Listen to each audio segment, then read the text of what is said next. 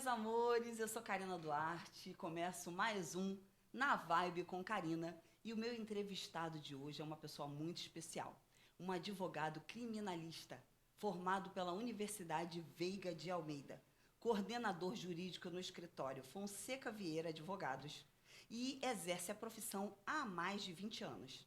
Ex-conselheiro da OAB, que esteve por lá por mais de 12 anos, e, além disso, é bombeiro militar reformado. E, nas horas vagas, ele é motociclista estradeiro e velejador. Dá para acreditar? Olá, Cláudio, tudo bem com você? Seja bem-vindo. Tudo ótimo, Karina. É um prazer imenso estar aqui. É uma honra ter recebido esse convite e vai ser maravilhoso dividir um pouco da minha experiência de vida e do meu conhecimento, do meu pequeno conhecimento jurídico com você e com o seu público. Muito obrigada, Cláudio.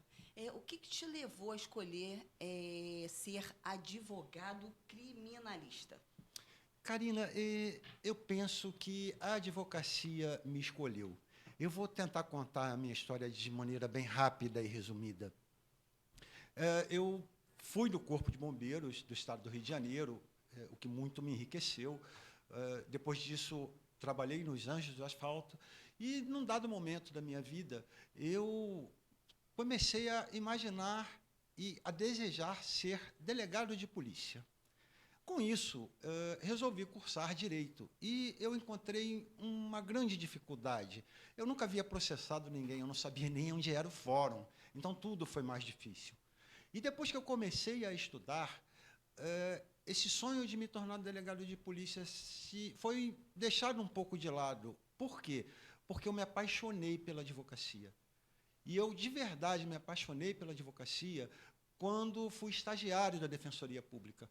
Ali eu tive contato com gente, com pessoas, e comecei a aprender a ter empatia.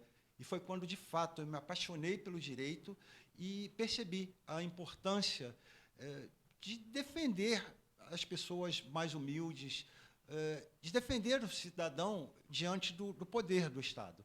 Basicamente foi isso. Muito legal isso, essa tua escolha, pensando nas pessoas, né, Cláudio? Sim, Bem bacana sempre. isso. Bem altruísta, né? Mas você teve alguém na família também que te incentivou, ou alguém que também é advogado, que você sentia ali uma admiração? Na verdade, não. E esse foi o grande diferencial. Tudo para mim foi muito mais difícil. Hoje o meu filho está formado em Direito, escolheu essa carreira, mas para ele foi muito mais fácil, porque eu pude apontar para ele as direções e dizer para ele os prós e os contras. No meu caso, não. Eu aprendi na dor, né? Dando Na cabeçada, erro e acerto. Foi E, isso. e para ser um advogado criminalista, vamos comparar a medicina, né? É médico, mas tem que fazer uma especialização em ortopedia, um exemplo. Na advocacia, né? Você também, como criminalista, teve que se especializar? Na verdade, o direito ele exige que você estude o tempo todo. Diferentemente da medicina, a OAB não impõe que você seja obrigado a buscar uma especialização. Então, na verdade, é muito mais por opção do profissional. É claro, quando você se identifica com determinada área, você vai buscar a tua especialização. Então, eu procuro fazer o máximo de cursos possível, todos que estão ao alcance, e é fundamental estar acompanhando a jurisprudência e o que os tribunais estão entendendo sobre os temas. O direito é muito dinâmico, e o direito, especialmente o direito criminal, ele anda a reboque da sociedade, e ele vai se transformando na medida que a sociedade também vai se transformando. Isso que eu ia te perguntar, sem querer te cortar, se você eternamente tem que ficar estudando, porque mudam as leis, você tem que estar atualizado, né, Cláudio? Eu imagino que seja assim. Sempre. O advogado que não estuda está morto. E outra, eu costumo brincar que hoje, quem está entrando na advocacia, além de estudar direito, ele precisa se especializar em TI. Por que eu digo isso? Só para que vocês tenham uma ideia. Hoje nós usamos o processo eletrônico. E cada tribunal tem um sistema diferente. Então, nós temos lá o PJE, o DPC. E em cada estado, você tem um sistema diferente, eles são pouco parecidos, mas você precisa ter uma noção de informática. Senão você simplesmente não consegue trabalhar. É verdade. Em todas as áreas, hoje em dia, você tem que estar, né, totalmente voltado para essa evolução tecnológica, né, Cláudio? Mas você nota, sinceramente falando, alguns amigos seus advogados tendo essa dificuldade em se relacionar ali com o computador, com a tecnologia avançando? Você nota que são excelentes profissionais, porém, eles possuem essa deficiência? Sem dúvida, sem dúvida. Bom, eu já tenho uma certa idade, estou, como você bem disse, há 20 anos exercendo a profissão, e antes de mim vieram outros colegas, principalmente quando fiz parte da OAB, fiz bons amigos, conselheiros, inclusive, que até hoje, eventualmente, eu busco dividir ou debater temas jurídicos, mas sem dúvida que as pessoas que têm mais idade, que são mais velhas, têm uma certa dificuldade. Eu não posso negar, seria leviano da minha parte, negar isso, mas a OAB ela se esforçou e continua se esforçando para que haja a inserção desses profissionais nesse meio. Mas eu conheço alguns advogados que desistiram da advocacia ou se aposentaram precocemente por conta da dificuldade em lidar com essa questão da informática, que de fato se tornou algo bastante complexo. E aí eu brinco com isso, né, que o advogado hoje ele precisa também ser formado em TI, praticamente. Mas é verdade. Porque senão não consegue trabalhar. Não consegue andar, né? Caminhar. Não consegue. Vai sempre depender de terceiros, né, Cláudio? Até mesmo o processo disciplinar, né, quando o advogado comete alguma falha profissional, alguma atitude que viola a ética profissional, e sofre uma representação na OAB, até mesmo este processo se tornou eletrônico, se tornou digital. Então, nós precisamos ter um token, enfim, precisamos ter um conhecimento básico de informática, senão, esquece, não vai trabalhar. Não vai conseguir. Principalmente no direito criminal também, tem a questão da prova digital, a cadeia de custódia. Eu me deparo na prática, e aí eu não quero aqui ser pejorativo, mas eu me deparo na prática com delegados de polícia, com promotores e com juízes que não têm mínima noção de como funciona, de fato, a prova digital, não sabe o que é hash, não entende como funciona o IP, a transmissão de pacotes, e isso tem um reflexo significativo na advocacia criminal quando a prova digital não é devidamente preservada. E acaba atrasando o processo, né?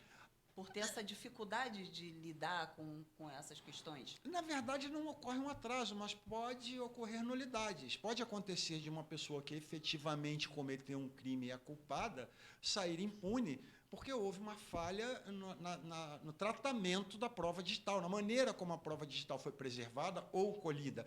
E eu digo isso não só do ponto de vista processual penal, porque o processo penal ele traz uma série de regras para garantir que a prova seja colhida de maneira lícita, para que sejam respeitados os princípios fundamentais, os direitos e garantias fundamentais previstos no artigo 5º. Mas não é só isso que é exigido do profissional do direito.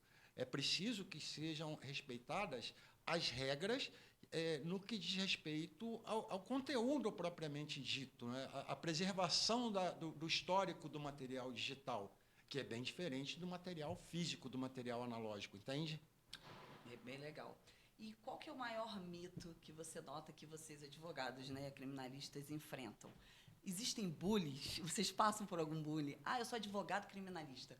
Você nota algum preconceito, às vezes? Olha, eu diria que preconceito não, mas tem um certo bullying, né? Principalmente do pessoal trabalhista, né? Que pegam no pé da gente, a gente brinca muito um com o outro, mas nos respeitamos muito.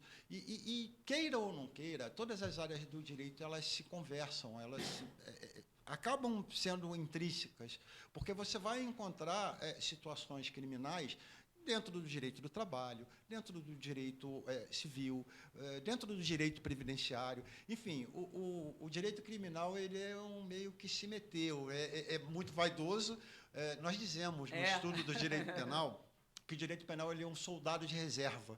Então, o direito penal ele só atua no último caso, quando todos os outros ramos do direito falharam, o direito penal vai atuar. E isso nos traz uma certa vaidade. O direito penal é elite, nós somos os melhores. Nos perdoem os colegas das demais áreas, né? Mas melhor direito do Podem mundo. se achar. O melhor é o direito penal, o penalista é o melhor. Olha, tá puxando sardinha aí. Com certeza, sempre. Defender um acusado significa concordar com o seu crime? Claro que não. Veja, eu costumo dizer, e penso que isso deveria ser obrigatório, quando você lê o artigo 5º da Constituição, que trata dos direitos e garantias fundamentais, você praticamente tem ali uma radiografia do direito brasileiro que alcança todas as áreas. Ou seja, a Constituição é o pai do direito, digamos assim, ou a mãe do direito, entende? E a Constituição, ela garante o contraditório, a ampla defesa. Qualquer pessoa tem o direito de ser defendido. E mais, a Constituição prevê o princípio da presunção de inocência. Todos são considerados inocentes, até que seja provada a sua culpa ou a sua responsabilidade. Então, uma confusão que as pessoas fazem, né, o leigo, de uma maneira geral, faz, é dizer assim, o advogado criminalista defende só bandido. Não. Espera aí um pouquinho. Você queria te cortar, eu mesma pensava, agora estou começando a ouvir você dar suas explicações, eu também pensava isso, o advogado criminalista só defende bandido. Não, e eu vou fazer um esclarecimento. Veja, vamos aqui colocar uma situação hipotética. Digamos que você vá a uma festa, uma comemoração, e tome 2 dedinhos de vinho. Molhou a boca só para comemorar. E por uma infelicidade, você venha dirigindo o teu carro, se envolva no acidente e alguém morreu. Olha só, e aí eu estou falando de uma maneira assim bem exemplificativa, né? Mas olha só, você sentada no tribunal do júri, sendo acusada de homicídio, sem ser criminoso. Qualquer pessoa pode vir a sentar no banco dos réus. Qualquer um. Eu, você, qualquer pessoa. Pode acontecer uma fatalidade, uma infelicidade, e você se ver acusado por um crime, e não necessariamente você seja bandido, ou não necessariamente você vai ser um criminoso, quanto mais. Então, para concluir essa linha de raciocínio, o advogado criminalista, o que ele preza é por contribuir para que nós busquemos a pacificação social, que é o objetivo do direito. Então, o principal objetivo é garantir que o acusado tenha os seus direitos preservados e que a lei seja aplicada de maneira justa, de maneira correta, nem mais nem menos do que, eventualmente, aquela pessoa mereça. E, de certa forma, nós fiscalizamos de que maneira o Estado juiz vai aplicar ou não uma determinada sanção penal que, na maioria das vezes, acaba resultando em prisão, que, penso eu, é uma das punições mais graves que existe no nosso ordenamento jurídico brasileiro. E aí uma curiosidade, nós temos até uma hipótese de pena de morte na Constituição brasileira. Em caso de guerra declarada, é uma hipótese que se admite a pena de morte, mas assim, isolada, única e muito peculiar, uma situação muito específica. Eu não acredito que em algum momento isso venha a ser aplicado no Brasil, mas está lá na Constituição. Tá? Então, ressalvada essa observação, a punição que nós temos mais grave é a prisão, é o cerceamento da liberdade de uma pessoa. E você me perguntou, né, qual o maior medo na advocacia criminal. O maior medo é ver um inocente ser condenado. Eu acho que esse isso é o maior medo. Tão grave, né, Cláudio? Uma pessoa inocente ser dita como culpada. Sim, né? sim. E essa pessoa, por exemplo, entrou nesse assunto, ela não tem condição financeira nenhuma. É uma pessoa totalmente desprovida de dinheiro. O Estado é garantidor dessa defesa? De que forma? Sim. Gratuitamente? Sim. Isso também é um preceito constitucional e está lá inserido nos direitos e garantias fundamentais. Inclusive, e aí eu faço questão de pontuar, as pessoas gostam muito daquela série Suits, né? Um escritório bacana. Pois eu trabalhei num escritório muito melhor do que aquele. É mesmo? Sim. Olha. Eu trabalhei no maior escritório do mundo. Qual é? A Defensoria Pública. É o maior escritório do mundo, tem profissionais maravilhosos, e eu digo, quando eu tive a oportunidade de estagiar naquele lugar, eu aprendi muito e cresci muito. Então, as pessoas que não têm condições de pagar um advogado, elas podem buscar a defensoria. É certo que, às vezes, o atendimento é um pouco demorado. É isso que eu ia te perguntar. Eles têm uma demora carga muito grande, né? Eles têm uma carga de trabalho muito grande, mas existem lá excelentes profissionais. Inclusive, eu quero aproveitar a oportunidade e mandar um grande abraço para o meu mentor, Dr. Nilson Maro Rodrigues, que foi o defensor que fez eu me apaixonar pelo direito penal. Ele é professor de processo penal. Ele foi o culpado, né, dessa história. Foi o responsável. Um abraço também para ele. E quando eu fui estagiar na Defensoria Pública, na época, eu fui estagiar no Tribunal do Júri, e tive o privilégio e a oportunidade de trabalhar com esse profissional, e foi quando eu me apaixonei pelo direito penal e conheci a Defensoria Pública, o trabalho da Defensoria Pública, entende? Você deve adorar aquela série, como é? CSI. Você deve adorar, né? Eventualmente eu assisto. E não pense que tudo que está ali é ficção, tem muitas coisas ali que de fato existem. Existem mesmo no dia a dia, né? Seria muito bom que o Brasil tivesse todas, né? Mas algumas de fato acontecem. Verdade. Qual que é o maior erro que uma pessoa pode cometer durante uma abordagem policial? Aquela que você diria assim, não façam isso. Isso é muito legal. Olha, eu vou abordar isso em dois aspectos. Por quê? Eu advogo muito para policiais. Então, eu conheço o lado de lá, eu sei o que os policiais passam. Entende? Até por ter sido militar, por ter sido bombeiro militar, eu sei qual é a realidade que eles vivem. Então, nós temos dois aspectos. Nós temos o lado da pessoa que é abordada pela polícia e o lado do policial que está abordando, certo? Então, do ponto de vista técnico, a primeira coisa que eu percebo que acontece com uma certa frequência são violações a direitos e garantias constitucionais, abordagens equivocadas e tudo mais. Mas, por outro lado, tem também o risco do policial. O policial é ser humano, ele quer voltar para casa. Todo mundo sabe a realidade que está no Rio de Janeiro. Então, o policial, quando é levado a fazer uma abordagem, por mais que ele seja um excelente profissional, por mais que ele seja corajoso, ele faz essa abordagem com preocupação. Então, nós precisamos ter bom senso. Do ponto de vista da abordagem, o que eu aconselho a pessoa que é abordada pela polícia? Deixe as mãos onde o policial possa ver. Se você estiver com um carro insufilmado, baixe o vidro, acenda a luz interna para que o policial te veja, demonstre boa vontade, não se sinta aborrecido por ser abordado. Eu adoro quando sou abordado, isso é sinal de que o policiamento está funcionando. Isso é uma verdade, né, Cláudio? Quando a gente vai se aproximando de uma blitz, por exemplo, abaixa-se os vidros, abaixa o farol, liga ali.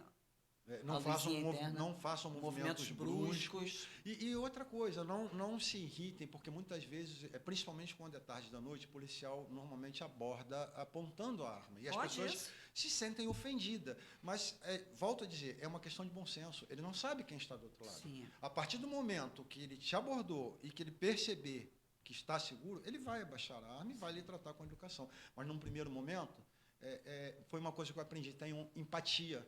E se fosse você no lugar dele trabalhando? Sim. Entende?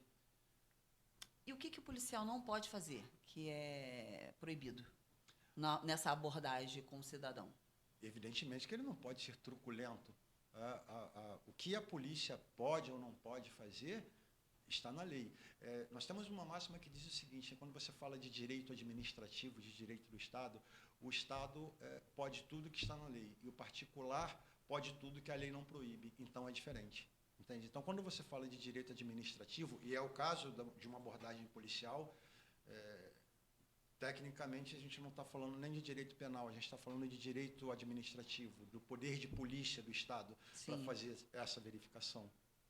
Então, hoje os tribunais firmaram o entendimento que para fazer uma abordagem, o policial precisa ter uma fundada suspeita. Isso é algo subjetivo, mas de qualquer maneira, existem alguns parâmetros que o policial deve observar para fazer essa abordagem. E, evidentemente, ele não pode ser truculento. Sim. Em regra, os policiais são educados. Há um certo preconceito, porque em todo lugar existem profissionais ruins e profissionais bons. É verdade. Não se trata só de ser policial. Em todos os ramos você encontra pessoas que não sabem lidar bem com o cidadão, com as pessoas. Exatamente. Então, assim, o que eu recomendo é que as pessoas tenham empatia, considerem que o policial está numa situação de risco de vida, ele não sabe se volta para casa, procurem colaborar com o trabalho policial. E isso vai ser bom para toda a sociedade, isso vai ser bom para a polícia, isso vai ser bom para nós. E eu fico muito feliz, eu gosto de ser abordado, é sinal de que a polícia está trabalhando. É verdade. E eu me sinto mais seguro. E o cidadão pode recorrer a quem em caso de uma abordagem, né, que não seja feita corretamente? A quem procurar? Que às vezes a gente tem medo até de procurar, né? Sim. Medo de uma retaliação. Olha, eu acho que em épocas passadas isso era possível. Hoje eu não vejo mais essa possibilidade. Por quê? Existem corregedorias, tanto Corpo de Bombeiros, quanto Polícia Civil, quanto Polícia Militar, tem corregedorias que são atuantes, que funcionam, e nos casos de desvio de conduta, eles são bastante rigorosos. Né? Então, se um cidadão se sentir violentado, existem os canais de acesso à corregedoria ouvidorias que funcionam muito bem e com toda certeza isso vai ser apurado e se o policial estiver errado, certamente ele será punido. E você nota que realmente acontece a punição do policial? Sim, é possível? Com certeza. Ou é algo acontece, que a gente nem dúvida. quer ir porque pensar não vai acontecer nada, não vai dar em nada? Olha, o militarismo é extremamente rigoroso. Se o policial errar, ele será punido. Não tenha dúvida disso. Que bom. Para você ter uma ideia, eu mesmo como bombeiro militar reformado, existem algumas questões do regramento disciplinar que mesmo reformado eu sou obrigado a observar. Sim. E mesmo estando reformado eu posso sofrer punições. Então a disciplina, a hierarquia, a disciplina é algo levado bem a sério. Legal. Entende? Então assim, e uma outra coisa que eu acho interessante pontuar, e eu tenho essa percepção, falo com conhecimento de causa, que hoje o perfil da tropa mudou, sabe? Hoje você tem policiais militares com formação superior, muito melhor preparados, enfrentam uma guerra, enfim, é tudo muito difícil, né? E eu sempre falo para as pessoas, isso de maneira geral, não só em relação ao policial, procurem ter empatia, se coloquem no lugar do outro. Sim. Sabe? Se fosse você, como seria? Eu iria viver com medo, sinceramente. Eu não sei quem está ali dentro, se está armado, né? Se vai querer de alguma forma tentar sacar uma arma para me matar. Sim, Eles vivem numa corda bamba, né, Cláudia? Exatamente. E os salários, né, gente, lembrando disso, que são irrisórios, né, Cláudia? É uma coisa que, né, a classe merece realmente, né, ser valorizado, porque é muito complicado o salário que eles ganham. Eu conheço policiais que ganham, em média, 5 mil por mês. Sim. E uma carga de trabalho. Não tem como viver, uma carga de trabalho extremamente exaustiva, sem dúvida. E muitos desenvolvem problemas emocionais, né, Cláudio? Sim, sim. E deixa eu até abrir um parêntese. Às vezes eu defendo muitos policiais, como eu disse, eu advogo para policiais também, e aí as pessoas me questionam, né? Olha, você é advogado criminalista e defendendo a polícia, e as pessoas não conseguem separar as coisas, sabe? Sim. Quando você fala de direito penal, qual o objetivo do direito? É trazer pacificação social. Então, a polícia é necessária a participação do cidadão, sabe? É um conjunto de fatores que contribuem para a segurança pública. E o meu objetivo e a minha função como advogado criminalista não é apontar o dedo para ninguém, sabe? A minha função é fazer a defesa na forma constitucional, lutar para que a lei seja aplicada de maneira correta e justa, não importa quem seja, não importa se é um policial, não Sim. importa se é um civil, se é um criminoso, quanto mais. Eu, particularmente, tenho algumas reservas, existem alguns crimes que eu não gosto de fazer, não faço, que é o crime de tráfico, né, a defesa no crime de tráfico e a defesa de 157, que é o roubo, né, um assalto, uma mão armada, eu não gosto de fazer, exceto se o cliente conversar comigo e ele conseguir me convencer que, de fato, ele não fez. Se ele conseguir me convencer... E você consegue ter essa percepção? Olha... Você tem essa linha de percepção? Esse cara está falando a verdade, eu sinto que ele está falando a verdade, ele merece um voto de confiança. Com 20 anos de profissão, as coisas meio que se repetem. Então, quando um policial me conta uma história, quando um cliente me conta uma história, na minha mente eu já estou desenhando o que aconteceu de verdade. Olha. Eu costumo brincar... Computador, né? Experiência. Eu costumo brincar que toda história tem 3 versões. A versão de uma parte, a versão da outra e o que aconteceu de verdade. Eu jamais... Aí eu me lembro, se não me engano, foi a ministra Carmen Lúcia, né, disse que a advogada não mente. E, de fato, eu não minto. As pessoas riem quando eu falo isso. Eu não minto. E eu explico. Veja, eu não preciso mentir, até porque mentira tem perna curta. Quando a Polícia Civil faz uma investigação, eles têm ali alguns elementos. Então, se eu orientar o meu cliente a mentir, essa mentira vai cair por terra. E qual é o segredo da defesa? A questão não é o que você fala, é como você fala. para que isso fique claro, digamos assim, se eu disser, fulano é muito feio, fulano é horrível, o fulano não é muito bonito. Eu falei a mesma coisa de 3 formas diferentes. Você consegue amenizar uma determinada situação de acordo com a maneira como você relata a tua versão dos fatos, entende? Sim. E muitas vezes existem situações que houve o crime, não dá para negar o fato, e aí o que nós fazemos é uma defesa processual. Se houver falha no processo, desculpe, é a regra do jogo. Se houver a possibilidade de anular, eu vou anular. É a minha função. Eu vou ser contratado para buscar o melhor para o meu cliente. E aí você acaba tendo meio que um conflito, sabe? De o que é certo, o que é moral, o que é imoral. É complicado isso. A gente tem que lidar com isso o tempo todo. E como fica a sua cabeça quando você acredita no seu cliente e vê que ele foi julgado como culpado? Olha, Karina, isso... Tem aquele lado do coração, sim, né? Eu perco aí 1 ou 2 noites de sono. Eu brinco imagino. assim que é pouco. Por quê? Porque é o tempo todo isso, sabe? O advogado criminalista, o que exerce a profissão com amor, que gosta do que faz. Sim. Por mais que a gente coloque uma barreira, a gente acaba trazendo um pouco da carga emocional do cliente e da família, porque é uma responsabilidade muito grande, é uma vida, sabe? Então, assim, muitas vezes eu deito na cama, fecho os olhos e fico pensando soluções para aquela determinada situação processual. Eu acho até que você se transporta para a situação que ele está vivendo, né? Sem dúvida. Ali, preso, longe de... Às vezes tem filhos pequenos, né? Sem dúvida. E aquela pessoa que você acredita e põe a mão no fogo que ela realmente não cometeu aquele crime. Sem dúvida. Olha, eu vou dar um exemplo aqui. Eu não gosto muito de falar de casos concretos, mas esse foi peculiar e eu gostaria de citá-lo. Eu gosto disso. Vamos lá. Me perdoem, tá? Eu vou fazer um comentário aqui que foi uma questão pontual. Eu acho que a Polícia Civil do Rio de Janeiro ele é muito eficiente, tem excelentes profissionais, mas como em todo lugar, às vezes há erros, e esses erros eles vão se prolongando. Mas, de maneira resumida, qual foi a hipótese, essa hipótese concreta, né, do caso concreto? Eu fui contratado por um cliente que estava sendo acusado de feminicídio, supostamente teria espancado a companheira até a morte. Tá?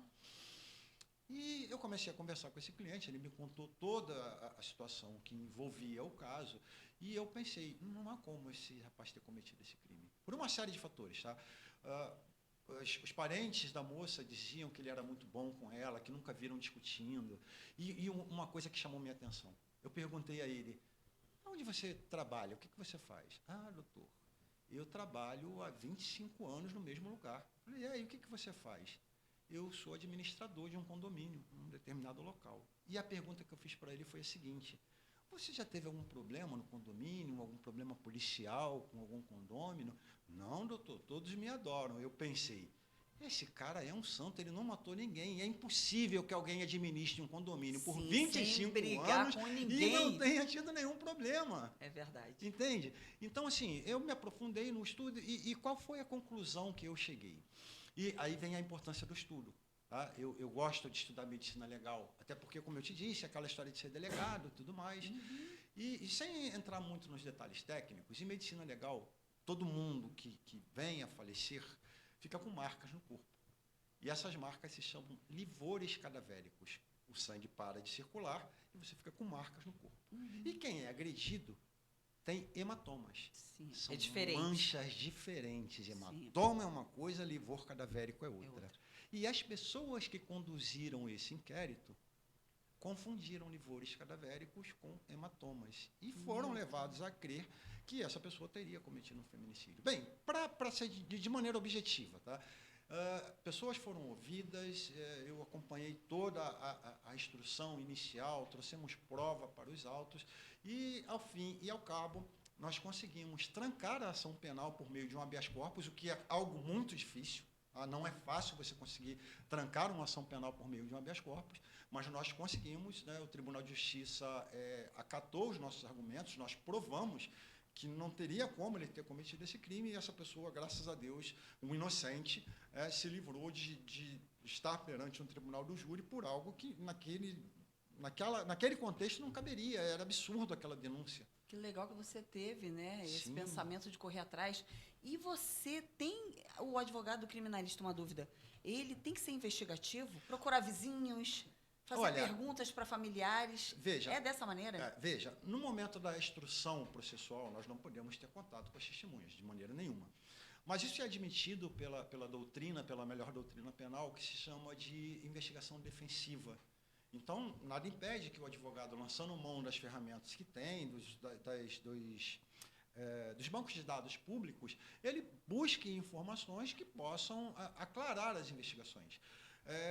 Falando de doutrina penal, nós temos um grande problema, tanto na Polícia Civil, quanto no Ministério Público e, às vezes, até na magistratura.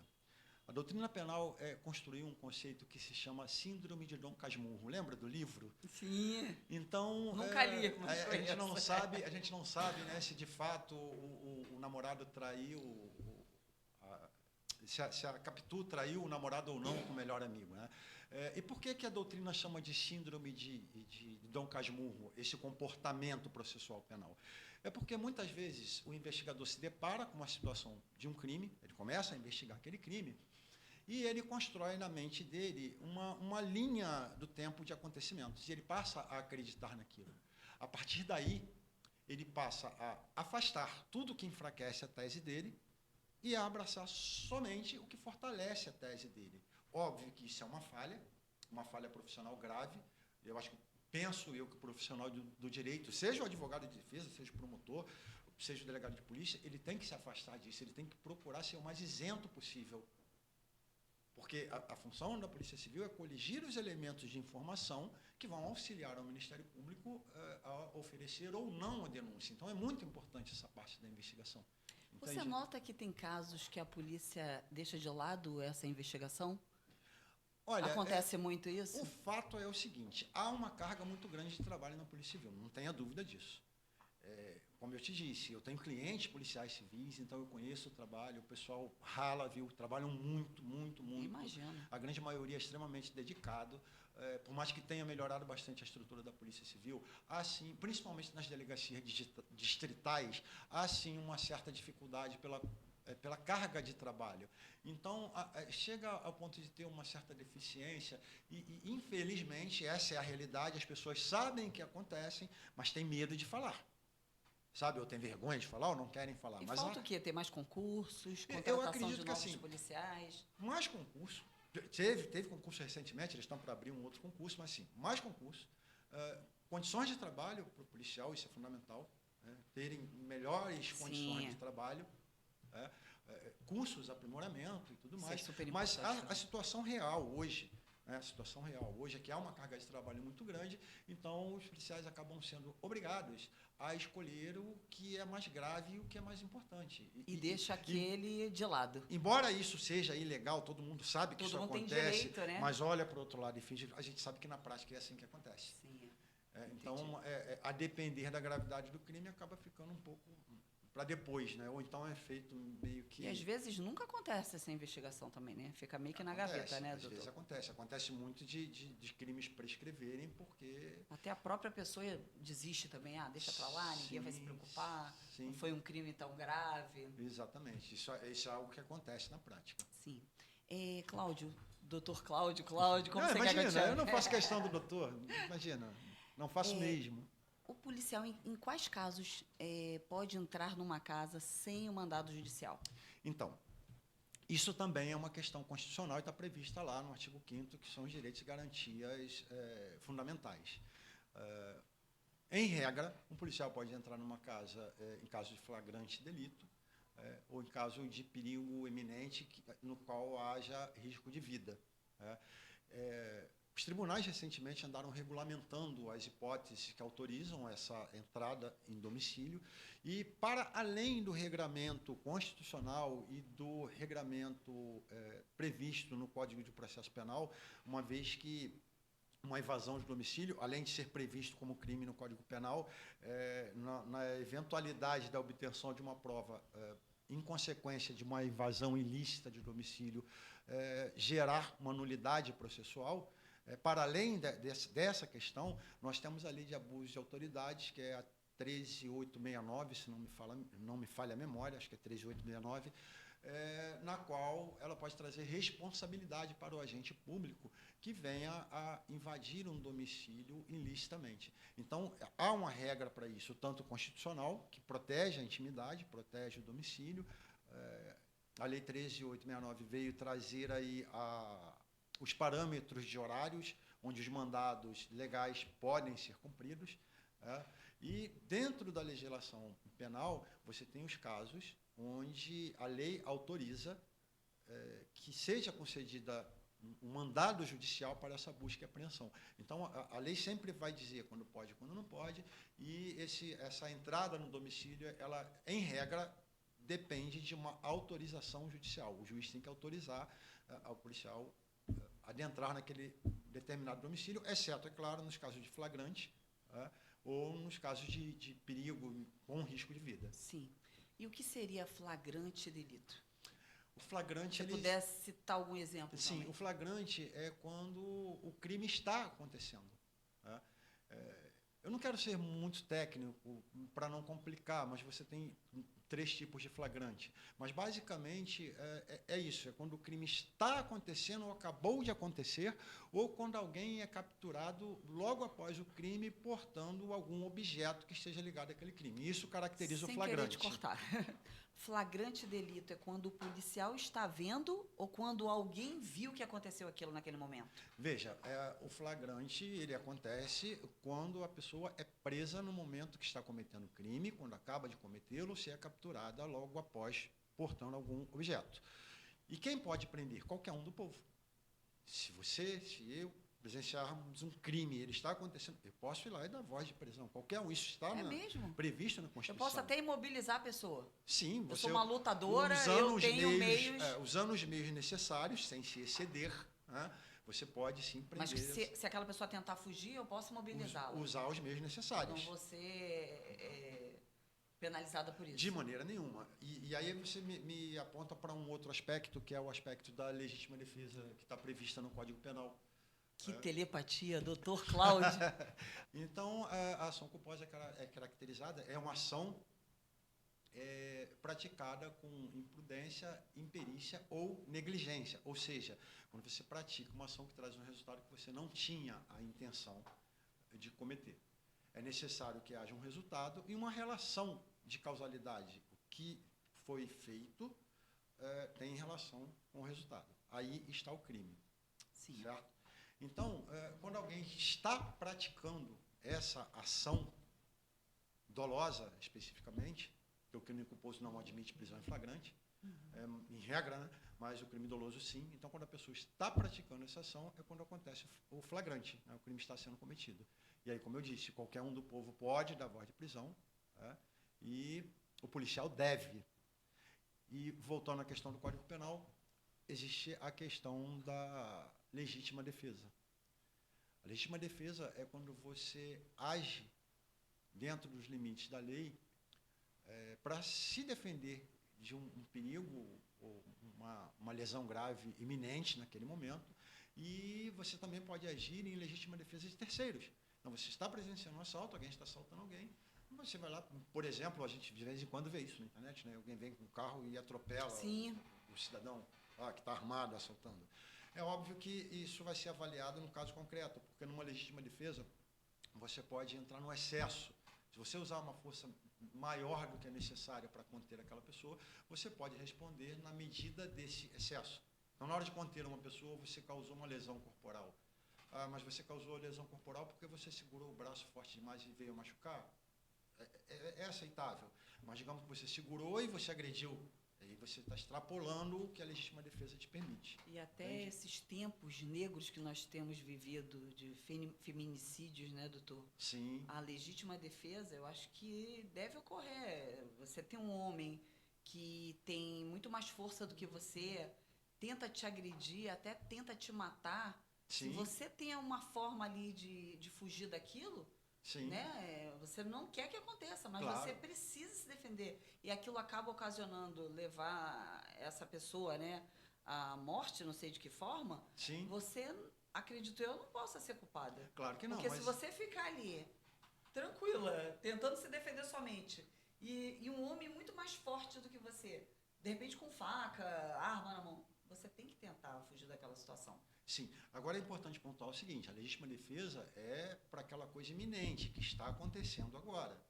E aí vamos nos socorrer da legítima defesa.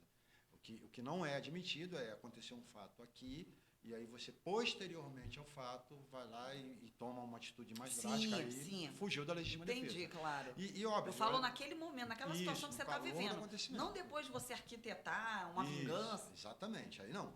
Então, mas ela se aplica tanto a esse caso que você citou, né, de um eventual feminicídio, porque assim, é agressão injusta, genérica. Então, qualquer hipótese de agressão injusta, ao menos em tese, admite que seja aplicada a legítima defesa. E quem vai avaliar isso? Num primeiro momento, o delegado de polícia. Sim. Num primeiro momento. Porque existem situações que são muito claras. A legítima defesa se mostra de maneira muito transparente. Já outras não. É necessário que haja um aprofundamento nas investigações. Sim. Entende? Então, quem vai avaliar isso num primeiro momento é o delegado de polícia. E aí entra a figura do advogado e a importância de estar acompanhado por um advogado numa delegacia de polícia para ser orientado, para não falar de mais ou não falar de menos. É importante saber a hora de falar e a hora de calar. E o advogado vai orientar. Doutor Cláudio, estamos quase no finalzinho. Olha, eu ficaria com você aqui um tempão, né? É muita coisa para aprender. Você é um livro aberto, parabéns. Ah, imagina, obrigado. Vamos fazer um bate-bola bem rapidinho assim? Vamos lá, vamos tentar, vamos ver se eu consigo. Cadeia resolve? Olha, não resolve, mas é necessário, porque a punição me parece que é um instrumento para tentar pacificar a sociedade e para trazer um marco civilizatório. Então, assim, acho que a cadeia é necessária, mas temos que observar os direitos e garantias fundamentais assim, de maneira inafastável. Presídios brasileiros, como que o senhor vê? Tem alguma mudança que o senhor faria? Eu acho que todas. Os tribunais superiores reconheceram uma coisa chamada estado de coisas inconstitucionais. Se não me falha a memória, acho que esse foi um conceito que veio do México, salvo engano, não me recordo agora. Mas, enfim, muita coisa para ser mudada, sabe? Eu, se tivesse poder, penso eu, que o preso ele deveria ser obrigado a trabalhar. A nossa Constituição veda o trabalho forçado, mas é óbvio, eu não estou falando de trabalho escravo, tá? Estou falando de trabalho com vínculo e remuneração. Sim. Trabalha, recebe salário para indenizar as pessoas que eventualmente tenham lesado e para sustentar a própria família. Mas é um sonho utópico. Auxílio reclusão. Isso as pessoas fazem uma confusão muito grande. Houve uma mudança recente em relação a isso, que eu acredito, óbvio, que vai ser julgada inconstitucional. Por quê? Porque o auxílio reclusão não é um prêmio. O auxílio reclusão, de uma maneira não muito técnica, ele é uma espécie de seguro. As pessoas contribuem para a Previdência Social, contribuem para o INSS. Então, só tem direito ao auxílio reclusão quem contribuiu para o INSS. Então, não é algo que o Estado dê para o criminoso, como falam por aí. Sim. Entende? Deu para esclarecer. Ele contribui para que ele tenha direito a receber aquilo ali. É entre aspas, uma espécie. É o seguro, né? É o seguro social. Sim. Um filme que o senhor tenha visto que quis ver várias vezes. Foge totalmente da minha área jurídica. Eu sou um cara extremamente espiritualizado. Eu gosto muito dessas coisas de ficção científica. E um filme que eu amo, Interestelar. Já assisti, sei lá quantas vezes. Vou assistir. É um filme antigo, viu? Um livro. Um livro, O Idiota, do Dostoiévski. Já li umas 2 vezes. Você é daqueles que repete a leitura quando gosta? Boa, com certeza. Até porque é uma leitura pesada, é difícil de entender. É preciso ler com calma e com prazer de ler. Legal. O que é inegociável para você? Inegociável. O caráter, viu? Caráter e a palavra. Combinado não é caro. Uma vez combinado tem que ser cumprido. Verdade. E o que mais te emociona? O que mais me emociona? Eu acho que quando eu consigo ter sucesso nas minhas causas e consigo provar a inocência de alguém que de fato é inocente. Isso me emociona de verdade. Um conselho para os futuros advogados. Estudem, estudem, estudem e estudem. A advocacia não é uma profissão para covardes. Não tenham medo de enfrentar as adversidades. E quando você estuda, você consegue enfrentar pessoas arbitrárias, autoridades arbitrárias, com as quais nós, de vez em quando, esbarramos. E, para enfrentar essas questões, existem os órgãos correcionais, como o Conselho Nacional do Ministério Público, o Conselho Nacional de Justiça, as corregedorias policiais, mas para o advogado escrever bem, para que essa eventual reclamação não se volte contra ele, estude. Estude, estude, estude. Esse é o conselho. Maravilhoso. E as suas considerações finais agora, você pode falar, doutor? E dar seu arroba, suas redes. Sim. Olha, eu vou fechar a minha consideração com uma coisa que eu aprendi na época do Corpo de Bombeiros, de onde eu tirei muitas experiências. Quando nós entrávamos na sala de instrução, havia uma placa na porta da sala, e todos os dias eu entrava e lia aquela placa. Atribuem essa frase a Voltaire, mas, salvo engano, acho que é de autoria desconhecida, e ela diz o seguinte: o homem de valor conhece tudo sobre alguma coisa e alguma coisa sobre tudo, mas o verdadeiro homem de valor é aquele que estuda como se fosse viver eternamente e vive como se fosse morrer amanhã. E é a mensagem que eu deixo para todos. Maravilha. E as suas redes sociais, as pessoas que querem te contratar? Para nos encontrar nas redes sociais, o Instagram é o @fonseca_advc. Cláudio, te agradecer, muitíssimo obrigada, tá, por você ter aceitado o nosso convite. Imagina, eu agradeço, foi uma honra, enfim, eu gosto muito desse bate-papo informal. É esclarecedor, né, para as Sim. pessoas que não têm conhecimento. Porque a ideia aqui não foi de falar para advogados. Não peço desculpas Sim. aos colegas que eventualmente tiverem alguma crítica, mas o objetivo foi de falar para leigos. Era isso que eu queria. Perfeito. Valeu! Uhul! Gente, muito obrigada. Nós ficamos por aqui e semana que vem tem mais. Fui!